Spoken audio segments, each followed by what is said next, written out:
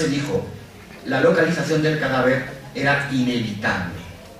Y sobre ese criterio de inevitabilidad admitió las pruebas derivadas. Claro, el problema de esta excepción es que está basada en un juicio hipotético, en lo que pudo haber pasado pero que en realidad no pasó.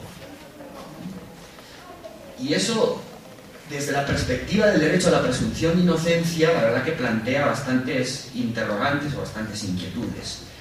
Y la propia doctrina estadounidense viene denunciando que esta excepción está siendo aplicada con poco rigor por la mayoría de los tribunales.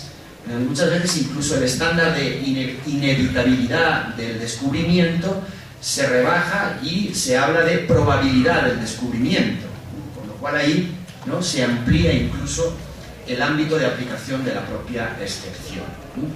Esas son básicamente las tres excepciones que se han construido a la doctrina de los frutos del árbol envenenado, que en el fondo, como veis, lo que ha hecho es que esa regla general de la eficacia refleja de la prueba ilícita en realidad se acabe convirtiendo en una excepción.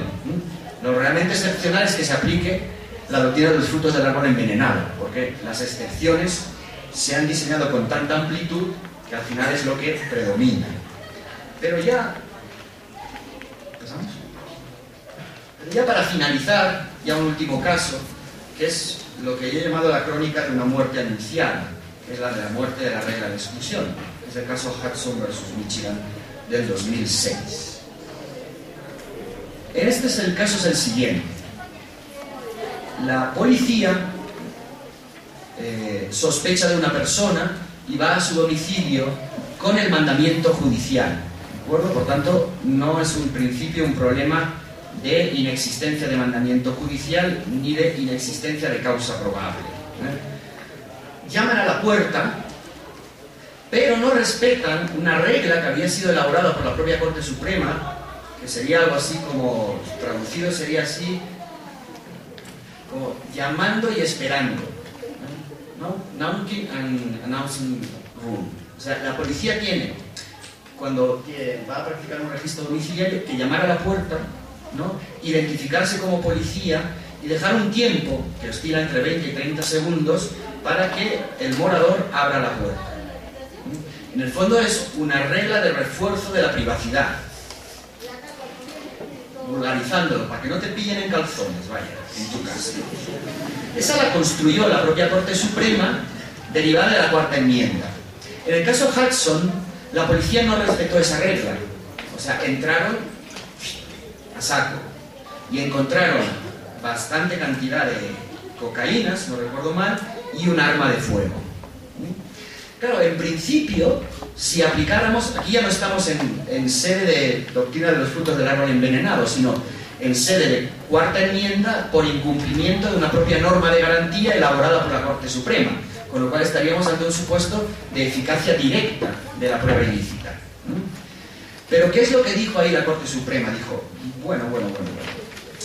dijo, es cierto, ¿no?, que nosotros creamos esa norma que tiene una finalidad también de disuasión a la policía, para que la policía no actúe no respetando esa regla, pero aplica una metodología para resolver el problema de costes y beneficios. En este caso, el coste social que deriva de la aplicación de la regla de exclusión es mucho más elevado que el beneficio que se obtiene de la aplicación de la regla de exclusión. Consecuencia: los costes sociales que derivan de una regla de exclusión siempre serán mucho más altos que el beneficio social que se obtenga, sobre todo en delitos graves como tráfico de armas, tráfico de drogas, etc. Si los tribunales ordinarios empiezan a aplicar la metodología de costes y beneficios a la aplicación de la regla de exclusión, ¿a qué nos lleva esto? A la desaparición de la regla de exclusión. Por tanto, el caso Hudson versus Michigan lo que ha generado es el desmantelamiento de la regla de exclusión. Desde su origen en 1914 hasta el 2006 ha cambiado radicalmente el panorama y el propio paradigma de la regla de exclusión. Y mi última reflexión, bien, nosotros hemos dicho, los modelos de civil hemos dicho que tenemos un fundamento constitucional, pero estamos incorporando todo un bagaje de excepciones que han sido utilizadas por la Corte Suprema. Muchos tribunales, cuando no hay códigos, ¿no?, hablan de esas excepciones, de la propia buena fe, que es una excepción a la eficacia directa, pero también de la fuente independiente de prueba, del nexo causal atenuado, del descubrimiento inevitable, ¿no? Todos los estamos utilizando. ¿Eso a dónde nos va a llevar? Eso nos va a llevar en algún momento a Hudson versus Michigan. En algún momento nos va a llevar aquí. Si seguimos la senda que ya ha seguido la Corte Suprema Federal de Estados Unidos, nosotros también vamos a acabar así. Vamos a acabar excluyendo la regla de exclusión. Porque el coste que genera, sobre todo en delitos gravísimos, criminalidad organizada, es mucho más elevado que el beneficio que podamos obtener. Pero claro, mi opinión es que un fundamento constitucional, el fundamento constitucional es lo que nos permitirá de alguna manera mantener las distancias con el caso de la Corte Suprema. Porque si yo lo que sostengo es que la finalidad de la regla de exclusión no es una finalidad meramente de disuasión de la policía, sino que es una finalidad que deriva de la propia Constitución, derivada de la protección de los derechos fundamentales en el contexto de un Estado de Derecho. Yo creo que ese actúa como un límite, independientemente de la gravedad del hecho delictivo, independientemente del beneficio o del coste social que eso represente. El Estado de Derecho tiene que tener unos límites en la averiguación de los hechos delictivos, y esos límites derivan del derecho fundamental. A mí, particularmente, me es indiferente que la policía actúe de buena fe o de mala fe. Aparte de que la premisa de la cual partimos, que la policía actúe de buena fe, ya sería una premisa bastante discutible, ¿no? Inexistente, vaya, que narices. Me es indiferente, como sucede en Estados Unidos, que solo el titular del derecho fundamental pueda ser el que invoca la aplicación de la regla de exclusión. A mí me es indiferente desde un modelo constitucional.